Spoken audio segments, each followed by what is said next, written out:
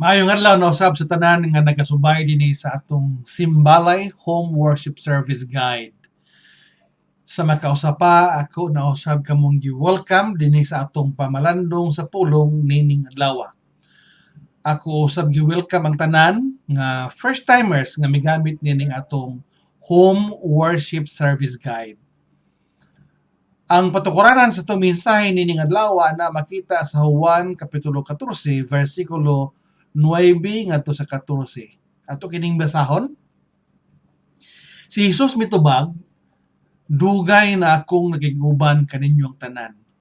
Ug wala ka ba gihapon makaila kanako, Felipe? Ang nakakita kanako, nakakita usab sa Amahan.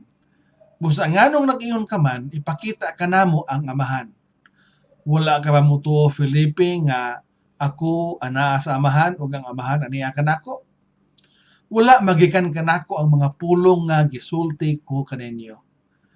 Ang Amahan nga aniya kanako nagbuhat sa iyang kaugalingong buluhaton. Tuuhin ninyo nga ako anaa sa Amahan ug nga ang Amahan aniya kanako, kundili panuo kamo kanako tungod nining mga buhat. Sultihan ko kamo ang mutuo kanako magbuhat sa akong gibuhat ug magbuhat siya glabaw pa niini. Kay muadto man ako sa Amahan. Ug buhaton ko bisan unsa ang inyong pangayoon sa akong ngalan. Aron himayaon ang Amahan pinaagi sa anak. Kung mangayo kamo bisag unsa sa akong ngalan, buhaton ko kini. Last Sunday, naghisgot kita sa usa sa mga events nga paborito sa mga Sunday schoolers din atong gihisgutan ang kasinatian sa mga tinunan ni Hesus nga naka-witness nga gibadlong ni Hesus ang makusog nga onos nga ilang naagian samtang mitabok sila sa lanaw sa Galilea. Atong gihisgutan nga samtang malisang na ang mga tinunan tungod kay hapit na sila mga lunod, ang atong Ginoo natulog lamang didto sa may ulin. Mao nga usa sa mga tinunan mipukaw kaniya, Lord, dili ka lang ba magpakabana ang hapit naman ta malunod? Ug tungod niadto ang Ginoo mibangon og iyang gibadlong ang hangin ug ang mga balod. Sa dihang gibuhat kadto ni Hesus, ang nahitabo was nalisang ang mga tinunan ug nagpangutan-anay sila. Kinsa man kining tawhana nga bisan gani ang hangin ug ang mga balod mutuman man kaniya. You know, kanang ilang issue sa pagkaila kang Hesus, nagapadayon ka na bisan pa hangtod sa panahon nga namatay na lamang si Hesus ug nabanhaw. So dihang mikayab si Hesus balik na to sa langit, wala pa gyud nila hisabti pagayo ang katuyuan sa hamubo nilang panagkauban sa ministeryo sa atong Ginoo. Hangtod nga napuno sila sa balang espiritu ug nakahimo na sila sa pagbuhat sa anointing sa ilang panahon. Kaya nga atong text karon is an account din ang Ginoo mao ang nangutana sa mga disipulo sa pagingon. Dugay na akong nakikuban kaninyong tanan. Ug wala ka ba gihapon makaila kanako, Felipe? While ang pangutana was a response sa hangyo ni Felipe nga ipakita kanila nga Amahan, but I believe nga ang tubag pangutana ni Jesus was for all the disciples. In fact, I believe further nga kini nga issue is also a question or a challenge to all believers. Kadugay na ninyong nagban-uban kanako or kadugay na ninyong nagsimba kanako, apan wala pa gyud mo makailan ako? Ang explanation ni Jesus ngadto kang Felipe ug sa tanan nga mga disipulo was simple. Giingon kini sa pagsulat ni Juan, ang nakakita kanako nakakita usab sa Amahan. Busa nganong nag-ingon ka man ipakita kanamo ang Amahan. That explanation would not mean anything to the disciples bisan ngani kanato nga nakabasa na og daghan nga mga references and studies mahitungod nining account. And I believe from our point of view, ang major nga reason ngano nga dili ta makakita og sense ning explanation ni Jesus tungod kay wa ta makakita kang Jesus. Apan bisan pa ang mga eyewitnesses, particularly ang mga disipulo, wala usab sila makasabot ning explanation ni Jesus. Tungod kay ang ilang paglantaw kang Jesus, ilang gilantaw sumala sa ilang pagsabot base sa ilang tradisyon. And we can see nga wala nila masabdi ang explanation ni Jesus tungod kay diha sa ilang encounter kay Jesus human nabanhaw ang atong Ginoo gikan sa mga patay. Ang ilang pangutana sa atong Ginoo was, Lord, karon na ba ang panahon nga imong tukuron pag-usab ang gingharian sa Israel? O gitubag sila ni Jesus sa paingon. Ayaw na kamo pagpakigsayod kung kanus na kini mahitabo.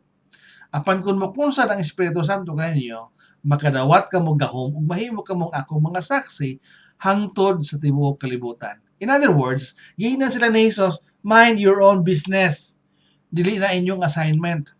Ang mga panahon gilatid ng daan sa akong amahan. So buhata lang ninyo ang akong ipabuhat kaninyo. So dihang mukunsad na kaninyo ang Espiritu Santo, panlakaw kamo sa tibuok kalibutan ug sultihi ang tanan mahitungod kanako. Balik ko sa rason nga nung nga dili ta makakita dayon sa sense aning explanation ni Jesus is because sa panahon nga matanaw ta ni Jesus, ang atong makita mao lamang ang iyang gibuhat sa iyang ministeryo dinhi sa yuta. O dili ngani, ang atong attention would be focused kung unsa ang atong point of interest sa pagtuo o pagsunod kaniya. While importante nga atong lantawon sa karunay kung unsa ang gibuhat sa atong Ginoo sa panahon sa iyang ministeryo dinhi sa yuta, ug unsa usab ang atong mga inherited privilege to guide our ministry. Pero angayan po natong lantawon ang ubang bahin sa iyang katuyuan o intention sa pag-ani sa yuta aron sa pagluwas kanato ingon nga iyang mga kaanakan. Ug ang paglantaw niini should be viewed diha sa paglantaw ni Hesus sa katawhan nga iyang giantusan og gipakamatyan. Tungod kay giapil sa balaang espiritu sa pagpasulat kung unsa ang panlantaw sa atong Ginoo, kung unsa ang iyang makita o unsa ang iyang nakita tanan nga mga tao nga gibuhat sumala sa iyang dagway. Dinhi sa sulat ni Apostol Pablo ngadto sa mga taga-Efeso, iya kining giingon nga ang mga magtotoo, the holy people, are His rich and glorious inheritance. Sa dihang gisulat kini ni Apostol Pablo, nagaampo siya nga mahibaluan unta kini sa mga magtotoo. And I believe nga gisulat kadto ni Apostol Pablo tungod kay kasagaran sa mga magtotoo dili makikita dayon niini. Ang makita sa mga magtotoo mao ang ilang interest gikan sa Ginoo. And a lot of times, we miss to understand unsa usab ang interest sa Ginoo nganhi kanato. Now, balik ta sa explanation sa atong Ginoo dinhi sa atong text sa John chapter 14. Nagpadayon si Jesus sa pag-explain sa iyang mga disipulo, tuuhi ninyo nga ako ana sa amahan ug nga ang amahan aniya kanako. Kung maglisod mo og tuo ni ana, panuo kamo tungod niining mga buhat nga inyong nakita nga akong ginabuhat. So Jesus was inviting the disciples to believe in Him ug ang iyang ginabuhat nga nakita sa mga disipulo would testify sa kamatuoran sa iyang invitation ngadto sa mga disipulo ug sa tanan nga gusto mosunod kaniya. Nga ang Dios Amahan anaa kaniya ug nga si Jesus anaa sa amahan. Now, I would like you to take note aning gisumpay ni Jesus sa iyang invitation din tungod kay mao kini ang iyang ultimate nga katuyuan alang sa tanan nga motuo kaniya. Mao kini ang iyang major interest sa tanan nga motuo kaniya. His rich and glorious inheritance diha sa matag usa ka magtotoo. Unsa man kini? Atong basahon ang gisulti ni Jesus sumala sa gisulat ni Juan dinhi. Ingon si Juan, sultihan ko kamo, ang mutuo kanako magbuhat sa akong gibuhat. Unsaon man nato kini sa pagsabot? Personally, I would like to understand this statement as simply as it was written. No need for hyperbole. Whether ang katumanan niini would be in this life or in the life hereafter will not matter much to those who believe. Ang importante nga diha sa matag usa ka nato or diha sa matag usa ka magtotoo masabdan unta nga ang interest ni Jesus diha kanato dili lamang aron mo appreciate kita sa iyang mga ginabuhat kundi makarealize kita nga siya nagalantaw kanato dili ingon nga spectator sa iyang pagbuhat kundi ingon nga mga inheritors sa iyang pagkamao. And in effect, magabuhat usab sa mga buhat nga iyang ginabuhat. And if you will read further sa iyang invitation, it becomes more exciting. Read with me mga igsoon ko sa Ginoo. Human si Jesus miingon nga ang mutuo kanako magbuhat usab sa ako mga buhat. Iya kining gisumpayan sa paingon ug magbuhat siya glabaw pa niini. Kay muadto man ako sa amahan. You know, many times when I declare my conviction on this verse ngadto sa uban nga mga tao, I can sense a disbelief sa mga makabati. And I believe that the reason could be because the statement could also be understood sa notion nga mulabaw pa dayta ni Jesus, which is not the intention sa gisulti ni Jesus.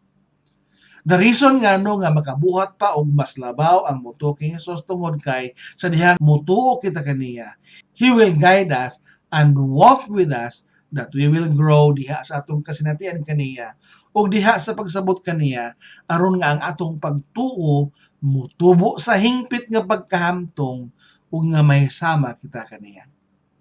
Ug sa dihang mutubo na kita sa pagkamtong sama sa atong Ginoo, then He can show us greater things than the things nga iyang ginabuhat sa iyang unang pag-anhi sa kalibutan. Ang iyang gibuhat uban sa mga disipulo were just enough to show a proof that the Father is in Him and He is in the Father. But for sure, He can do much greater things than He already did. And He invites those who believe in Him to learn greater things than what were already shown. Of course, ang assurance ni Jesus sa tanan nga motuo kaniya mao nga mahimo kini tungod kay siya moadto sa amahan ug iyang buhaton ang bisan unsa nga pangayoon sa mga hamto nga magtotoo sa iyang ngalan. Iya kining confirm sa verse 14 sa pagingon. Kung mangayo ka mo bisag unsa sa akong ngalan, buhaton ko kini. Mga igsoon, as Jesus was inviting sa iyang mga disipulo kaniadto, siya nag-invite usab kanato sa pagtuo kaniya. And His invitation is not confined to traditions and religious celebrations sa paghinumdum sa mga dagko and miraculous things nga iyang gibuhat sa iyang unang pag-anhi sa kalibutan. He is inviting us to know Him, to learn from Him more and more so that we will grow unto full maturity and we be like Him.